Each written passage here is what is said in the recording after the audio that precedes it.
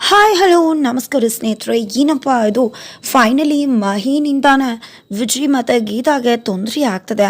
ಖಂಡಿತ ಅವರು ಊಹೆ ಮಾಡೋಕ್ಕೂ ಸಾಧ್ಯ ಇಲ್ಲ ಅಂತ ಒಂದು ಟ್ವಿಸ್ಟ್ ಸಿಗ್ತದೆ. ಈ ಕಡೆ ಅವ್ರಿಗೆ ಗೊತ್ತಾಗ್ಬಿಡತ್ತಾ ಮಹಿ ಹೀಗೆ ನಮ್ಮ ಮೇಲೆ ದಾಳಿ ಮಾಡೋಕ್ಕೆ ಮುಂದಾಗಿದ್ದಾಳೆ, ನಾವು ಸೂರ್ಯಪ್ರಕಾಶ್ ಮಗ ಸೊಸೆ ಅನ್ನೋ ಸತ್ಯ ಗೊತ್ತಾಗೋಯ್ತು ಅಂತ. ಏನಾಗ್ತದೆ ಇಲ್ಲಿ, ಯಾವ ರೀತಿ ಮಹಿ ತಯಾರಿ ಮಾಡ್ಕೊಂಡಿದ್ದಾಳೆ, ಇದನ್ನೆಲ್ಲ ತಿಳ್ಕೊಬೇಕು ಅಂದರೆ ಈಗಲೇ ನಮ್ಮ ಈ ಚಾನೆಲ್ನ ಸಬ್ಸ್ಕ್ರೈಬ್ ಮಾಡಿ ಮುಂದಿನ ವಿಡಿಯೋಗೋಸ್ಕರ ವೇಟ್ ಮಾಡೋದನ್ನು ಮರಿಬೇಡಿ. ಹಾಗೆ ಈ ಒಂದು ವಿಡಿಯೋವನ್ನು ಕಂಪ್ಲೀಟ್ ಆಗಿ ನೋಡಿ. ಫೈನಲಿ ಇಲ್ಲಿ ಗೀತಾ ವಿಜಯ್ ಇಬ್ಬರು ಕೂಡ ರುದ್ರಾಪುರಕ್ಕೆ ಆಗಮನವಾಗಿದ್ದಾರೆ. ಬಿಕಾಸ್ ರುದ್ರಾಪುರದಲ್ಲಿ ಇರ್ತಕ್ಕಂಥ ಆ ಒಂದು ಗುಟ್ಟು ಅಪ್ಪನಿಗೆ ಆದಂತಹ ಆ ಒಂದು ಮರ್ಯಾದೆ ಅಂಟಿದಂತಹ ಕಳಂಕನ ತೊಳೆದು ಹಾಕೋದಕ್ಕೆ, ಜೊತೆಗೆ ಆ ಶಂಕರಪ್ಪ ಅವನ್ನ ಭೇಟಿ ಮಾಡಿ ಏನಾಗಿದೆ ಅಂತ ತಿಳ್ಕೊಂಡು ಆ ಒಂದು ಸಮಸ್ಯೆನ ಬಗೆಹರಿಸೋದಕ್ಕೆ. ಆದರೆ ವಿಜಯ್ ಮತ್ತು ಗೀತಾ ಏನೋ ಬಂದರು, ಬರೋಕ್ಕೂ ಮುನ್ನ ಭಾನುಮತಿಯನ್ನು ಭೇಟಿ ಮಾಡಿದರು. ಭಾನುಮತಿಯನ್ನು ಭೇಟಿ ಮಾಡಲಾಗಿ ಭಾನುಮತಿಗೆ ಸುಳಿ ಸಿಕ್ತು. ಖಂಡಿತ ಗೀತಾ ವಿಜಯ್ ರುದ್ರಾಪುರಕ್ಕೆ ಹೋಗಬಹುದು ಅಂತ. ಅದಕ್ಕೋಸ್ಕರನೇ ರುದ್ರಾಪುರದಲ್ಲಿ ಇರ್ತಕ್ಕಂತಹ ದಣಿ ಧರ್ಮಪಾಲಗೂ ಭಾನುಮತಿಗೂ ಏನೋ ಒಂದು ಲಿಂಕ್ ಇದೆ. ಧರ್ಮಪಾಲನ ಗುಟ್ಟು ಭಾನುಮತಿ ಕೈಯಲ್ಲಿದೆ, ಧರ್ಮಪಾಲ ಜುಟ್ಟು ಭಾನುಮತಿ ಕೈಯಲ್ಲಿದೆ. ಧರ್ಮಪಾಲ ಎಂಥವನು ಅಂತಕ್ಕಂಥ ವಿಷಯ ಹಳ್ಳಿಗೆ ಗೊತ್ತಿಲ್ಲ. ಸೂರ್ಯಪ್ರಕಾಶ್ ಒಬ್ಬ ಮುಗ್ಧ ಅನ್ನೋದು ಹಳ್ಳಿಗೆ ಗೊತ್ತಿಲ್ಲ. ಧರ್ಮಪಾಲ ಮೇಲೆ ತುಂಬಾನೇ ನಂಬಿಕೆ ಇಟ್ಟಿದ್ದಾರೆ, ಅವರನ್ನ ದೇವ್ರಂತೆ ನೋಡ್ತಿದ್ದಾರೆ. ಆದರೆ ಅವರೇ ಆ ಊರಿನ ದೆವ್ವ ಕಳಂಕ ಅನ್ನೋದು ಊರಿನಲ್ಲಿ ಯಾರಿಗೂ ಗೊತ್ತಿಲ್ಲ. ಆದರೆ ಆ ಒಂದು ಸತ್ಯ ಭಾನುಮತಿಗೆ ಗೊತ್ತದ. ಜೊತೆಗೆ ಅದಕ್ಕೋಸ್ಕರನೇ ವಿಜಯ್ ಮತ್ತೆ ಗೀತಾ ಅಲ್ಲಿಗೆ ಬರ್ತಿದ್ದಾರೆ ಅಂತಕ್ಕಂಥ ವಿಷಯನ ಧರ್ಮಪಾಲಗೆ ಮುಟ್ಟಿಸ್ತಾರೆ. ಧರ್ಮಪಾಲಗೂ ಕೂಡ ಗೊತ್ತಾಗುತ್ತೆ ತಮ್ಮ ಊರಿಗೆ ಬಂದಿರತಕ್ಕಂಥ ವಿಜಯ್ ಮತ್ತೆ ಗೀತಾ ಸೂರ್ಯಪ್ರಕಾಶ್ ಮಗ ಸೊಸೆ ಅಂತ. ಅಲ್ಲಿವರೆಗೂ ರಿಸರ್ಚ್ಗೆ ಬಂದಂಥವ್ರು ಅಂತ ಅನ್ಕೊಂಡಿರ್ತಾರೆ. ಬಿಕಾಸ್ ವಿಜಯ್ ಮತ್ತೆ ಗೀತಾ ರಿಸರ್ಚ್ ಮಾಡೋಕೆ ಬಂದಿದ್ದೀವಿ ಅಂತ ಸುಳ್ಳು ಹೇಳಿರ್ತಾರೆ. ಯಾವಾಗ ವಿಷಯ ಗೊತ್ತಾಯ್ತೋ ಅವ್ರನ್ನ ಮುಗಿಸ್ಬಿಡ್ಬೇಕು. ಆದರೆ ಒಂದು ವಿಷಯ ಯಾಕೆ ಬಂದಿದ್ದಾರೆ ಅಂತ ತಿಳ್ಕೋಬೇಕು. ಜೊತೆಗೆ ಇಷ್ಟು ವರ್ಷ ನಾನು ಏನು ಕಾದಿದ್ನೋ ಅದು ಸಿಗಬೇಕು, ಆ ನಂತರ ಅವನ್ನ ಮುಗಿಸ್ಬಿಡ್ಬೇಕು ಅಂತ ತೀರ್ಮಾನ ಮಾಡ್ತಾರೆ. ಜೊತೆಗೆ ಕಂಠಿಹಾರನ ಸೂರ್ಯಪ್ರಕಾಶ್ ಕತ್ಕೊಂಡು ಹೋಗಿದ್ದಾರೆ ಅನ್ನೋದು ಊರಿನವರ ಆಪಾದನೆ. ಆದರೆ ಆ ಕಂಠಿಹಾರ ಇರ್ತಕ್ಕಂಥದ್ದು ಧರ್ಮಪಾಲ ಬಳಿ, ಆದರೆ ಅದು ಯಾರಿಗೂ ಕೂಡ ಗೊತ್ತಿಲ್ಲ. ಜೊತೆಗೆ ಇಡೀ ಊರಿನ ಜನ ಧರ್ಮಪಾಲನ ಗ್ರೇಟ್ ಅಂತ ಅಂದ್ಕೊಂಡಿದ್ದಾರೆ.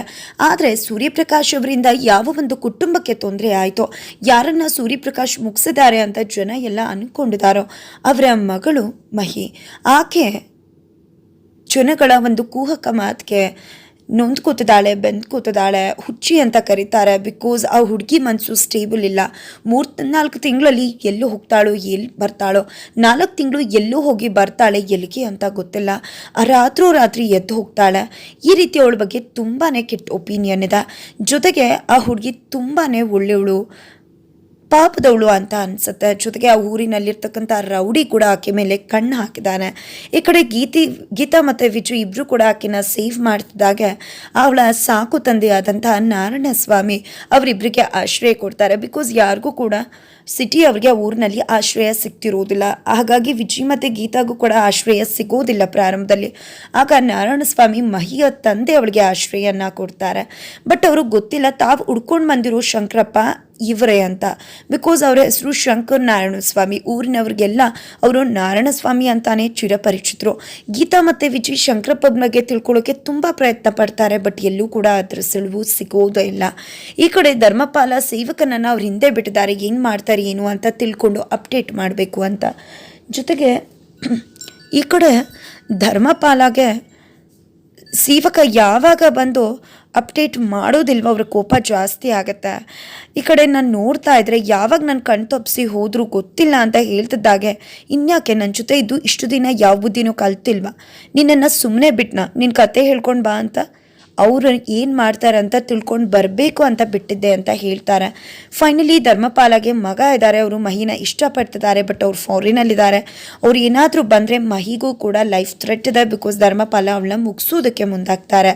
ಈ ಕಡೆ ಮಹಿ ಕಷ್ಟ ಏನು ಅನ್ನೋದು ಗೀತಾ ವಿಜಯ್ಗೆ ಗೊತ್ತಾಗುತ್ತೆ. ಮಹಿ ತಂದೆ ಅಮ್ಮಗೆ ಸಾವಿಗೆ ಕಾರಣ ಸೂರ್ಯಪ್ರಕಾಶ್, ಅವ್ಳಿಗೆ ಇವತ್ತಿನ ಸ್ಥಿತಿಗೆ ಕಾರಣ ಸೂರ್ಯಪ್ರಕಾಶ್ ಅನ್ನೋದು ಗೀತಾ ವಿಜಯ್ಗೆ ಗೊತ್ತಾಗುತ್ತೆ. ಬಟ್ ಶಾಕ್ ಆಗ್ತಾರೆ. ಆ ಮಹಿಗೆ ಎಷ್ಟು ಕೋಪ ಇದೆ ಅನ್ನೋದು ಅವ್ರಿಗೆ ತಿಳಿಯುತ್ತೆ. ಬಿಕಾಸ್ ಸೂರ್ಯಪ್ರಕಾಶ್ನ ಸಾಯಿಸೋದೇ ಅವನ್ನ ಗುರಿ ಮಾಡ್ಕೊಂಡಿರ್ತಾಳೆ. ಜೊತೆಗೆ ಇಂದು ಸೂರ್ಯಪ್ರಕಾಶ್ ಇಲ್ಲದೆ ಇರೋ ಕಾರಣ ತನ್ನ ಮನೇಲಿ ಇರ್ತಕ್ಕಂಥ ಪಾಳು ಬಂಗ್ಲೆಯಲ್ಲಿ ಇರ್ತಕ್ಕಂಥ ಫೋಟೋಗೆ ಕಲ್ತುಕೊಂಡು ಚಚ್ಚಿ ತನ್ನ ಕೋಪನ ತೀರಿಸ್ಕೊತಿದ್ದಾಳೆ. ಈ ಒಂದು ಮನಸ್ಥಿತಿಲಿ ಯಾಕೆ ಇದ್ದಾಳೆ ಅನ್ನೋದು ಗೀತಾ ಮತ್ತು ವಿಜಿಗೆ ಗೊತ್ತಾಗುತ್ತೆ. ಅದರಿಂದ ಪ್ರಾರಂಭದಲ್ಲಿ ವಿಜಿಗೆ ಅನುಮಾನ ಕೂಡ ಬರುತ್ತೆ, ಊರಿನ ಜನ ಎಲ್ಲ ಈ ರೀತಿ ಹೇಳ್ತಿದ್ದಾರೆ ಅಂದರೆ ಅಪ್ಪ ತೊಂದರೆ ಮಾಡಿಬಿಟ್ಟಿರ್ಬೋದಾ ಅಂತ. ಬಟ್ ಗೀತಾ ಮಾತ್ರ ಬೋಲ್ಡಾಗಿ ಆ ರೀತಿ ಮಾಡೋಕ್ಕೆ ಸಾಧ್ಯನೇ ಇಲ್ಲ. ಎಲ್ಲರೂ ಕೂಡ ತಪ್ಪು ತಿಳ್ಕೊಂಡಿರಬಹುದು, ಆ ಹಕ್ಕಿ ಕೂಡ ತಪ್ಪು ತಿಳ್ಕೊಂಡಿರಬಹುದು, ಅದನ್ನೇ ನಾವು ಹೊರಗಡೆ ತೆಗಿಬೇಕು ಅಂತ ಅನ್ಕೋತಾರೆ. ಈ ಕಡೆ ಧರ್ಮಪಾಲಗೂ ಕೂಡ ಭಯ ಇದೆ. ಊರಿನವರೆಲ್ಲರೂ ಕೂಡ ಸೂರ್ಯಪ್ರಕಾಶ್ ಹೆಸರನ್ನ ಹೇಳಿದ್ದ ತಡ ಅವ್ರನ್ನ ರುದ್ರಮದೇವಿ ಬಲಿ ತಗೋತಾಳೆ ಅಂತ ಅಂದ್ಕೊಂಡಿದ್ದಾರೆ, ಆ ರೀತಿ ನಂಬಿಸಿದ್ದಾರೆ ಧರ್ಮಪಾಲ. ಬಟ್ ಈ ಒಂದು ವಿಷಯ ಗೀತಾಗೆ ಗೊತ್ತಾಗುತ್ತೆ, ಅವ್ರಿಗೆ ತುಂಬ ಅಪ್ಸೆಟ್ ಆಗುತ್ತೆ. ಅಪ್ಪನ ಹೆಸರೇ ಹೇಳಿದರೆ ಈ ರೀತಿ ಆಗ್ತಿದೆ ಅಂದರೆ ಯಾರೋ ಅವ್ರ ಶತ್ರುಗಳು ಈ ರೀತಿ ಮಾಡ್ತಿರಬಹುದು, ಅವ್ರಿಗೆ ಕೆಟ್ಟ ಹೆಸರು ಬರೋದಕ್ಕೆ. ಅವ್ರು ಸತ್ತ ಮೇಲೂ ಈ ರೀತಿ ಮಾಡ್ತಿದ್ದಾರೆ ಅಂದರೆ ಏನೋ ಇದೆ, ಅದನ್ನು ತಿಳ್ಕೋಬೇಕು ಅಂತ ಅನ್ಕೋತಾರೆ. ಈ ಕಡೆ ಧರ್ಮಪಾಲಾಗೆ ಸೇವಕ ಕೂಡ ಅವ್ರು ಏನಾದರೂ ಸೂರ್ಯಪ್ರಕಾಶ್ ಹೆಸರೇ ಹೇಳಿದವರೆಲ್ಲ ಸಾಯ್ತಿರೋದ್ರು ಹಿಂದೆ ನೀವಿದ್ದೀರಾ ಅನ್ನೋದನ್ನ ಹೊರಗಡೆ ತಿರುಗ್ಬಿಟ್ರೆ ಆಗ ಏನು ಮಾಡ್ತೀರಾ ಅಂದಾಗ ಆಗ ಅವ್ರನ್ನ ಮುಗಿಸ್ಬಿಟ್ಟಿರ್ತೀನಿ ಅಂತ ಧರ್ಮಪಾಲ ಹೇಳ್ತಾರೆ. ಈ ಕಡೆ ಗೀತಾ ವಿಜಿ ಇಬ್ಬರು ಕೂಡ ಆ ಮಹಿ ಪಾಳ್ ಮನೆಗೆ ಹೋಗಿದ್ದಾರೆ, ಅಲ್ಲಿ ಏನಾದರೂ ಸುಳಿವು ಸಿಗಬಹುದು ಅಂತ. ಇಲ್ಲಿ ಮಹಿ ಅವ್ರ ರೂಮನ್ನು ಕ್ಲೀನ್ ಮಾಡೋಕೆ ಬಂದಾಗ ಅವಳಿಗೆ ಒಂದು ಸುಳಿವು ಸಿಗತ್ತೆ, ಸತ್ಯ ದರ್ಶನವಾಗುತ್ತೆ. ವಿಜಿ ಮತ್ತು ಗೀತಾ ರಿಸರ್ಚ್ ಮೇಲೆ ಬಂದಿಲ್ಲ, ಯಾವುದೋ ಉದ್ದೇಶಕ್ಕೆ ಬಂದಿದ್ದಾರೆ ಅವರು ಸೂರ್ಯಪ್ರಕಾಶ್ ಮಗ ಸೊಸೆ ಅಂತ. ಇಷ್ಟು ದಿನ ನನ್ನ ಗುರಿ ಸತ್ತೋಗಿದೆ ಅಂತ ಅಂದ್ಕೊಂಡಿದ್ದೆ, ಆದರೆ ಇನ್ನೂ ಕೂಡ ಜೀವಂತವಾಗಿದೆ. ಸೂರ್ಯಪ್ರಕಾಶ್ ಪಾಪಿ ಅಂದಮೇಲೆ ಇವನು ಕೂಡ ಪಾಪಿನೇ ಆಗಿರ್ತಾನೆ, ಇವನ್ನ ಮುಗಿಸ್ಬಿಟ್ಟು ರುದ್ರಮದೇವಿಗೆ ರುಂಡನ ಬಲಿ ಕೊಡಬೇಕು ಅಂತ ಅನ್ಕೋತಾಳೆ ಮಹಿ. ಅವಳು ಎಂದೂ ಕೂಡ ಆ ರೀತಿ ಕೋಪ ನೋಡೇ ಇಲ್ಲ.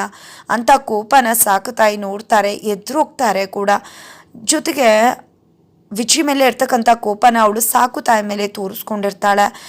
ಜೊತೆಗೆ ಅಲ್ಲಿ ಕೂಡ ಹೇಳ್ತಾಳೆ, ನಿಮ್ಮನ್ನು ಟಾರ್ಗೆಟ್ ಅಲ್ಲ, ನನ್ನ ಟಾರ್ಗೆಟ್ ಇರುವುದು ಬೇರೆಯವರು, ಅವ್ರನ್ನ ಖಂಡಿತ ಉಳಿಸೋದಿಲ್ಲ ಅಂತ ಹೇಳ್ತಾಳೆ. ಜೊತೆಗೆ ನನ್ನ ಹತ್ರನೇ ಬಂದು ಎಲ್ಲನೂ ಕೂಡ ಕೇಳ್ಕೊಂಡ್ರಲ್ವ, ಸರಿ ಬಿಡು, ನಾನೇನು ತಪ್ಪು ಹೇಳಿಲ್ವಲ್ಲ, ಸೂರ್ಯಪ್ರಕಾಶಿಂದ ಆಗಿರೋ ಅನ್ಯಾಯನೇ ನಾನು ಅವನ ಹತ್ರ ಹೇಳಿದ್ದೀನಿ, ಇವನು ಏನೂ ಒಳ್ಳೆಯವನ ಆಗಿರೋದಿಲ್ಲ, ಅವನನ್ನು ಮುಗಿಸ್ಬಿಡ್ಬೇಕು ಅಂತ ಅನ್ಕೋತಾಳೆ. ಈ ಕಡೆ ಗೀತಾ ಮತ್ತು ವಿಜಯ್ ಇಬ್ಬರು ಕೂಡ ಪಾಳು ಬಂಗ್ಲೆ ಹತ್ರ ಹೋದರೆ ಅವರಿಬ್ಬರಿಗೂ ಕೂಡ ಮುನ್ನ ಯಾರೋ ಇದ್ದಾರೆ ಅಲ್ಲಿ, ಯಾರು ಇರ್ಬೋದು ಅಂತ ಅನ್ಕೋತಿದ್ದಾಗೆ ಅವ್ರ ಮೇಲೆ ದುಪ್ಪನೆ ಮರದ ತುಂಡು ಬೀಳುತ್ತೆ. ಇನ್ನೇನು ಕೂದಲೆಳೆ ಅಂತರದಲ್ಲಿ ಗೀತಾ ಪಾರಾಗ್ತಾಳೆ, ವಿಜಯ್ ಹೇಳ್ಕೊಂಡ್ಬಿಡ್ತಾನೆ. ಇದು ನೋಡಿ ಗೀತಾಗೆ ಗಾಬರಿ ಆಗುತ್ತೆ. ಎಂದೂ ಕೂಡ ಭಯಪಡ್ದ ಗೀತಾ ಇಲ್ಲಿ ತುಂಬಾ ಹೆದರ್ಕೋತಿದ್ದಾಳೆ. ಯಾಕೋ ಭಯ ಆಗ್ತದೆ ವಿಜಯ್, ನಾವು ಬದುಕಿದ್ರೆ ಏನಾದರೂ ಮಾಡ್ಬೋದು, ಇಲ್ಲೇನಾದರೂ ತೊಂದರೆ ಆದರೆ ಏನು ಮಾಡೋದು, ಮೊದಲು ಇಲ್ಲಿಂದ ಹೋಗೋಣ ಬಾ ಅಂತ ಕರ್ಕೊಂಡು ಹೋಗ್ತಾಳೆ. ನಮ್ಗಿರೋದೇ ಎರಡು ಹಾದಿ, ಒಂದು ಧರ್ಮಪಾಲನ್ ಕಡೆಯವರು ನಮ್ಮನ್ನು ಫಾಲೋ ಮಾಡ್ತಾರೆ, ಅವರನ್ನು ತಪ್ಪಿಸ್ಕೊಂಡು ಹೋಗೋದು ಕಷ್ಟವಾಗುತ್ತೆ, ಅದಕ್ಕೋಸ್ಕರ ನಾವು ಕತ್ಲೆಯಲ್ಲಿ ಬರಬೇಕಾಗತ್ತೆ, ಅದೇ ಎಲ್ಲದಕ್ಕಿಂತ ಸೇಫ್. ಇಲ್ಲ ಅಂದರೆ ಎಲ್ಲ ಆ ಕಡೆ ಈ ಕಡೆ ಎಲ್ಲ ಸುತ್ತಿ ಆ ನಂತರ ಅಲ್ಲಿಗೆ ನಾವು ಹೋಗಬೇಕಾಗತ್ತೆ ಅಂತ. ಕತ್ತಲಲ್ಲೇ ಇಲ್ಲೇ ಭಯ ಆಗುತ್ತೆ, ಕತ್ಲಲ್ಲಿ ಇನ್ನೂ ಕೂಡ ಭಯ ಆಗುತ್ತೆ ಅನ್ನೋದು ಗೀತಾ ಒಪಿನಿಯನ್ ಆಗಿದೆ. ಬಟ್ ಏನಾದರೂ ಮಾಡಿ ಹುಡುಕ್ಲೇಬೇಕು ಅಂತ ತೀರ್ಮಾನ ಮಾಡಿದ್ದಾರೆ. ಈ ಕಡೆ ಶಂಕರಪ್ಪ ಕೇಳ್ತಾರೆ, ಯಾಕೆ ಮಗಳೇ ಇಷ್ಟು ಕೋಪ ಮಾಡ್ಕೊಂಡಿದ್ಯಾ ಅಂತ ಮಹಿನ. ಬಟ್ ಅವಳು ಯಾವುದೇ ಸುಳಿವು ಕೂಡ ಕೊಡೋದಿಲ್ಲ, ಬಿಕಾಸ್ ನನ್ನನ್ನೇ ಖುಷಿ, ನನ್ನನ್ನೇ ಜೀವನ ಅಂದ್ಕೊಂಡಿರೋರಿಗೆ ಈ ವಿಷಯ ಹೇಳಿದ್ರೆ ಅವರು ಅಪ್ಸೆಟ್ ಆಗ್ಬೋದು ಅಂತ ತಿಳಿಸೋದಿಲ್ಲ. ಆದರೆ ಕೆಲವೊಮ್ಮೆ ಸತ್ಯ ಗೊತ್ತಿದ್ರು ಕೂಡ ಎಲ್ಲವನ್ನ ನುಂಗ್ಕೊಂಡು ಮೇಲೆ ನಗ್ತಾ ಇರಬೇಕಾಗತ್ತಮ್ಮ ಅಂತ ಹೇಳ್ತಾರೆ ಶಂಕರಪ್ಪ. ಬಿಕಾಸ್ ನನ್ನ ಶತ್ರುನ ಮುಗಿಸೋದೇ ನನ್ನ ಧ್ಯೇಯ ಅಂತ ಮಹಿ ಹೇಳಿದಾಗ ಆ ಒಂದು ಮಾತಲ್ಲಿ ಒಂದು ಸತ್ಯ ಇದೆ. ಸೂರ್ಯಪ್ರಕಾಶ್ ಏನೂ ಕೂಡ ಮಾಡಿಲ್ಲ, ಬಿಕಾಸ್ ಅವ್ರ ಜೊತೆ ಅವ್ರಿಗೆ ಸಂಬಂಧ ಚೆನ್ನಾಗಿತ್ತು, ಅವ್ರಿಗೆ ಅವರು ದುಡ್ಡು ಕೊಡ್ತಾ ಇದ್ದಿದ್ದು ಮನುಷ್ಯತ್ವದಿಂದ. ಜೊತೆಗೆ ಅವರು ಸತ್ಯ ಗೊತ್ತಿದ್ರು ಕೂಡ ನಗ್ತಾ ಮೇಲ್ಗಡೆ ನಾಟಕ ಮಾಡಬೇಕು ಅಂದರೆ ದಣಿಗಳು ಮಾಡಿರ್ತಕ್ಕಂಥ ವಿಷಯ ಅನ್ನೋದು ಆತನಿಗೆ ಮಾತ್ರ ಗೊತ್ತಿದೆ. ಆ ವಿಷಯ ಗೊತ್ತಿದ್ರು ಕೂಡ ಅವರು ಬಾಯ್ ಬಿಡ್ತಿಲ್ಲ, ಬಿಕಾಸ್ ಅವರು ಮರಣ ಆಗ್ಬಿಡ್ತಾರೆ ಅನ್ನೋ ಕಾರಣಕ್ಕೆ. ಆದರೆ ಇದರ ಸುಳಿವು ಮಹಿಗಿಲ್ಲ, ಬಿಕಾಸ್ ಮಚ್ಚನ್ನ ಕೊಳ್ಳಿನ ಒಂದು ಹದ ಮಾಡ್ಕೋತಿದ್ದಾಳೆ ವಿಜಯ್ ಮತ್ತು ಗೀತಾನ ಮುಗಿಸ್ಬಿಡ್ಬೇಕು ಅಂತ. ನಂತರ ಕತ್ತಲಾಗುತ್ತೆ, ಗೀತಾ ವಿಜಯ್ ಇಬ್ಬರು ಕೂಡ ಬೆಡ್ ಮೇಲೆ ಮಲ್ಕೊಂಡಿದ್ದಾರೆ. ಆ ಟೈಮಲ್ಲಿ ಅವ್ರ ಮೇಲೆ ದಾಳಿ ಮಾಡಬೇಕು ಅಂತ ಆ ಕೊಳ್ಳಿನ ಹರಿತ ಮಾಡ್ಕೊಂಡಂತಹ ಕೊಳ್ಳಿನ ತೊಗೊಂಡು ಬರ್ತಾಳೆ. ತೊಗೊಂಡು ಬಂದಿದ್ದ ಡೋರ್ನ ಓಪನ್ ಮಾಡ್ತಾಳೆ. ವಿಜಯ್ ಗೀತಾ ಮಲ್ಕೊಂಡಿದ್ದಾರೆ. ಕತ್ತಲಲ್ಲಿ ಅವ್ರನ್ನ ಮುಗಿಸ್ಬೇಕು ಅಂತ ತೀರ್ಮಾನ ಮಾಡಿ ಹತ್ರಕ್ಕೆ ಬರ್ತಾಳೆ. ಹತ್ರಕ್ಕೆ ಬಂದಿದ್ದ ಅವ್ರು ಆಡಿದ ಕೆಲವು ಮಾತುಗಳು ಅವಳಿಗೆ ನೆನಪಾಗತ್ತೆ. ನಮ್ಮ ಜೊತೆ ಇರೋರು ಕಷ್ಟಪಡೋದನ್ನು ನೋಡೋಕ್ಕಾಗೋದಿಲ್ಲ, ನಿನ್ನ ಮನಸ್ಸಲ್ಲಿ ಏನಾದರೂ ಇದ್ದರೆ ಹೇಳ್ಕೊ ಅಂತ, ಫ್ರೆಂಡ್ ಅಂದ್ಕೊಂಡು ಹೇಳ್ಕೊ ಅಂತ ಗೀತಾ ಹೇಳಿರ್ತಾಳೆ. ಇದು ಎಲ್ಲವನ್ನ ಕೂಡ ನೆನಪು ಮಾಡ್ಕೋತಾಳೆ. ಬಟ್ ಸೂರ್ಯಪ್ರಕಾಶ್ ಕೆಟ್ಟವನು ಅಂದಮೇಲೆ ಅವ್ನ ಮಗ ಕೂಡ ಕೆಟ್ಟವನಾಗಿರ್ತಾನೆ. ಇಲ್ಲಿಗೆ ಯಾಕೆ ಬಂದಿದ್ದಾನೆ ಅವನು, ಇನ್ನೇನು ಸ್ಮಶಾನ ಮಾಡೋದಕ್ಕೆ ಅವನ್ನ ಮುಗಿಸೇ ಬಿಡಬೇಕು ಅಂತ ತೀರ್ಮಾನ ಮಾಡಿ ಇನ್ನೇನೋ ಅವನ ಮೇಲೆ ದಾಳಿ ಮಾಡಿಬಿಡಬೇಕು ಅಂತ ಡಿಸೈಡ್ ಮಾಡಿ ದಾಳಿ ಮಾಡೋಕ್ಕೆ ಹೋಗ್ತಾಳೆ. ಬಟ್ ಅಷ್ಟರಲ್ಲಿ ಏನಾಗ್ಬಿಡುತ್ತೆ, ಈ ಕಡೆ ವಿಜಯ್ ಗೀತಾಗೆ ಎಚ್ಚರ ಆಗತ್ತಾ, ಅಥವಾ ಶಂಕರಪ್ಪ ಬಂದ್ಬಿಡ್ತಾರ, ಅಥವಾ ಅವಳಿಂದನೇ ಅವ್ರನ್ನ ಕೊಲ್ಲೋದಕ್ಕೆ ಸಾಧ್ಯ ಆಗೋದಿಲ್ವಾ, ಸರಿಯಾದ ಸಮಯ ಇದೆಲ್ಲ ಅನ್ಕೊಂಡ್ಬಿಡ್ತಾಳ. ಈ ಈ ಕಡೆ ಮಹಿ ರೀತಿ ಅವರ ಮೇಲೆ ದಾಳಿ ಮಾಡಿ ಕೊಲ್ಲೋಕೆ ಬಂದಿರೋ ವಿಷಯ ಗೀತಾ ವಿಜಯ್ಗೆ ಗೊತ್ತಾಗ್ಬಿಡತ್ತಾ? ಏನಾಗುತ್ತೆ ತಿಳ್ಕೊಬೇಕು ಅಂದರೆ ಈಗಲೇ ನಮ್ಮ ಈ ಚಾನಲ್ನ ಸಬ್ಸ್ಕ್ರೈಬ್ ಮಾಡಿ ಮುಂದಿನ ವಿಡಿಯೋಗೋಸ್ಕರ ವೇಟ್ ಮಾಡೋದನ್ನು ಮರಿಬೇಡಿ.